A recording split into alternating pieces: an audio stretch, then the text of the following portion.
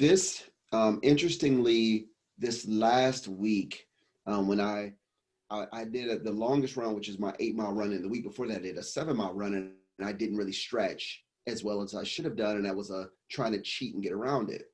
Well, so my cheat was to not stretch. So that was a failure. And so then my realign was the next time I would stretch better.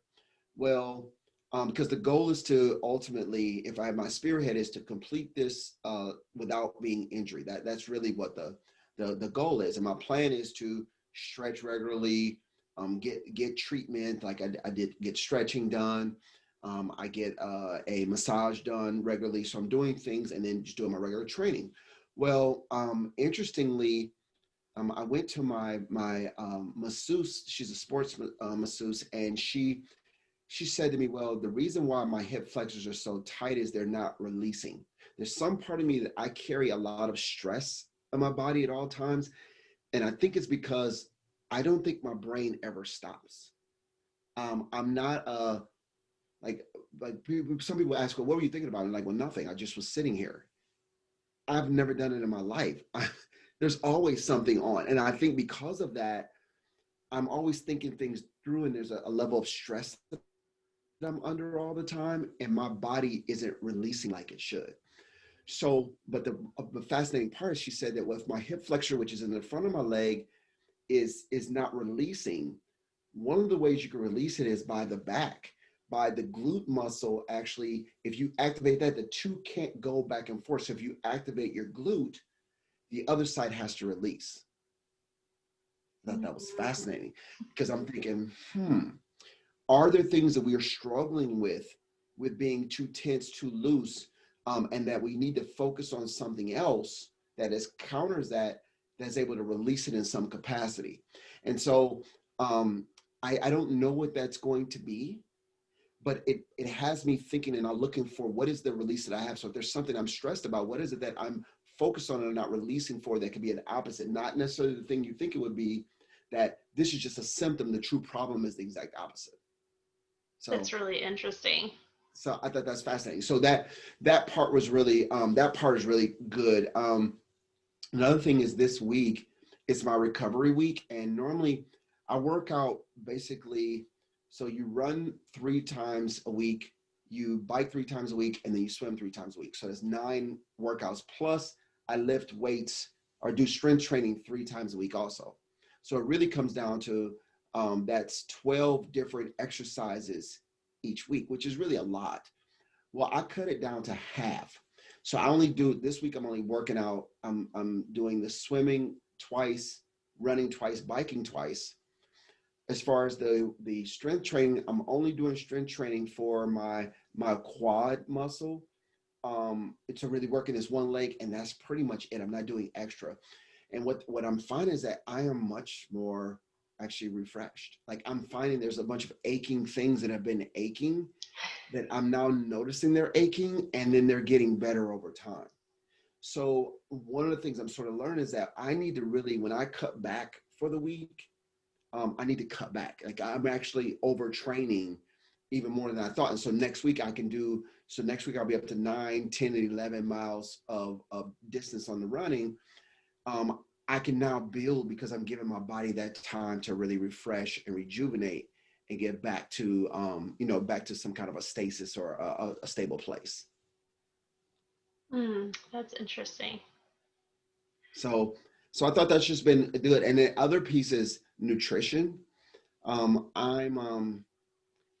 I think well, the salt is one thing I'm learning. I sweat a lot, and you get a lot of salt comes out through your sweat.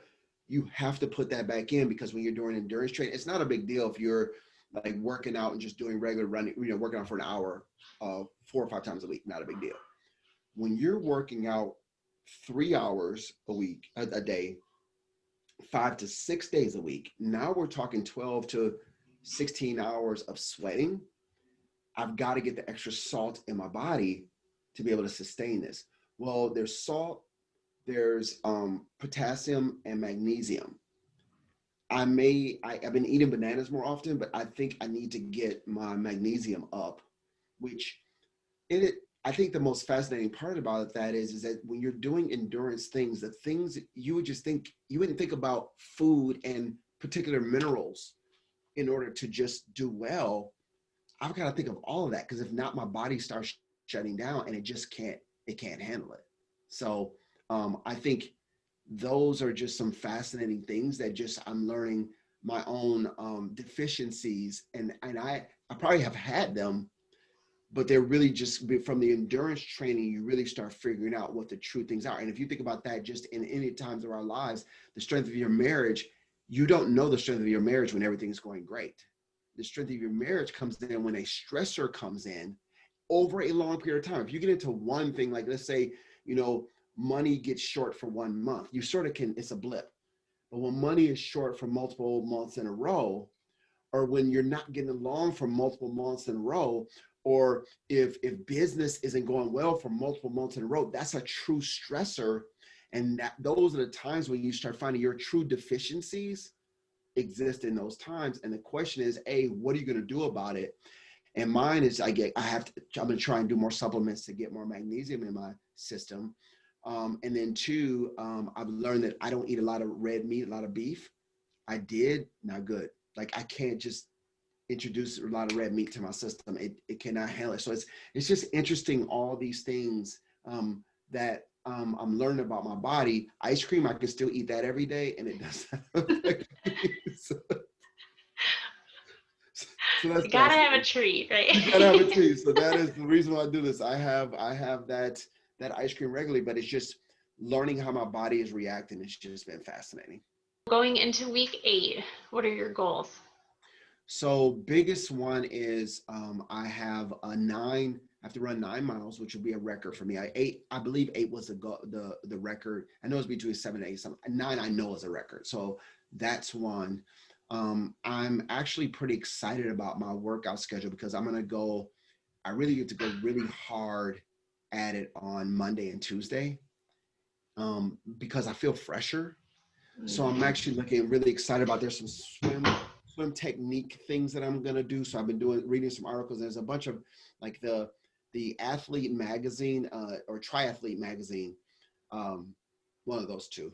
I have to look it up, but it has a bunch of articles on different things. Like they had this workout, this off-season swim workout that you can do. So so there's some things I want to do mentally to try and figure out how I get better at my swim technique. And I was actually going to have my wife record me swim and then send that to Lauren, so she could just look at it and say, okay, here's what I see, because she saw me 4 weeks ago. And so I'm like excited to tell her about my progress. And so I'm going to work on that, on the swim. On the running, like I said, I have I have to do 9 hills. So I run quarter-mile hills. So I'm going up to 9 of those.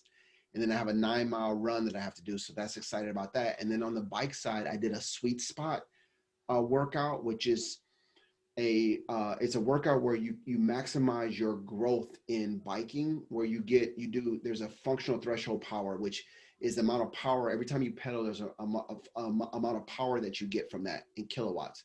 Well, that's the sign of how strong you are as a biker. Well, there's a sweet spot where you do this interval training that increases that in the least amount of time. So I'm doing some sweet spot training over the next. So I'm really excited about that. So there's some goals I have to try and sort of just see how my body reacts to doing some different training. So that's what I'm looking forward to next week. Awesome. Anything else you want to share with everybody? So I think 8 weeks in, which would be a good 2 months, there's a couple of things that I've sort of learned through this process so far, and I know a lot of times I'm reiterating some basic things, but I think there's sort of a key. I think number one is this: start small.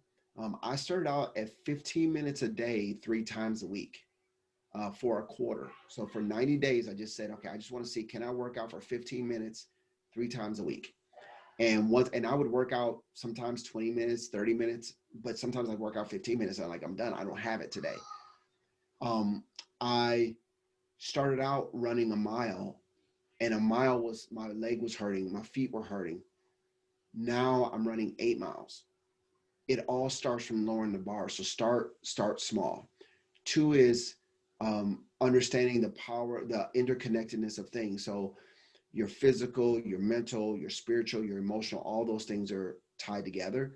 So make sure you're intentional about not just giving too much time to one and not looking at the other pieces. So I run, but I make sure I'm in bed. I'm in bed by usually before, there's never double digits on the clock. So I'm in bed by 9, sometimes 8 something, depending on what time I have to get up in the morning, to make sure I may not go to sleep right away, but I'm in bed, I brush my teeth, floss, just done my nightly routine. So that way I know I'm going in that ready. And I really, the other piece is like, I believe anybody can do this. I think one of my goals is really to inspire more people to get involved and do some challenges like this. And it doesn't have to be, it could be a 5K for you. It could be one, if you like a mile, Darren, is my goal for a quarter. Cool. Like I don't, everyone has to be their own champion of their own life and their own story. Lauren won she won the Australian triathlete triathlon. My goal is not to win the Wisconsin triathlon. That's not my goal. But my thing is for me to be healthy, to feel good after I finish. And now I'm sort of like maybe be a sub 12-hour time. It's sort of, I'm sort of like, oh, can I beat that number? You know, just so, but you have to have your own individual thing, but make it small so you can build confidence to keep the thing going. And then eating, making sure that I'm not really a cutout person. If you want ice cream, have ice cream. If you want chips, have chips. Like it's making sure you're getting the things you need. If your body's craving it, you probably need it. So especially if you're working out regularly, so just try and add to, not necessarily taken away. And so those will be sort of my sort of keys that I've learned so far in the 8 weeks. But I love it. Um, I'm hoping that Stephanie has picked her thing that she's going to do physically. Has she picked it? I am. I'm doing 5 days a week now of weights in the morning, and I'm making sure I have a step count I have to hit every day. So sometimes that's Yay! marching in place in my room before I can lay down at night. But yeah, Oh, it's me and my husband every day, okay, good. And you're 5 days lifting a week. weights? You're lifting Yes. weights 5 days a week? Mm, yep. So you're getting your guns in Well, then. it's I'm minimal. I'm sure. No, but that so okay, so let me ask you this then. So now that you're sort of coming along on this journey, like we're sort of 8 weeks in, but you've been with me the whole time. What's it like for you? How's the workout been for you? Well, I found this is actually something you said in one of your videos, I think a couple weeks ago, but you had said something about like if you're not feeling the pain, you're probably not like doing enough. Totally convicted me. So between that and then my husband's pretty good about pushing me at that too. So I increased some of my weights this week and I can feel it. Okay. That's awesome. Yeah. Good. So So see, that's awesome. See that to me is what this is about. It's not just me doing, you doing. My wife actually started working out now a couple of times, well, 3 times a week. She gets up with a part of her work thing. They're doing it there. And she just said, okay, I'm going to start doing it too. Like that's the part where awesome. you're starting to see more people get excited about working out like that. That's just so much the win to me. Yes. Well, great. So we'll pick back up next week, get a new update from you. Okay, awesome. All right. Thank you, Steph.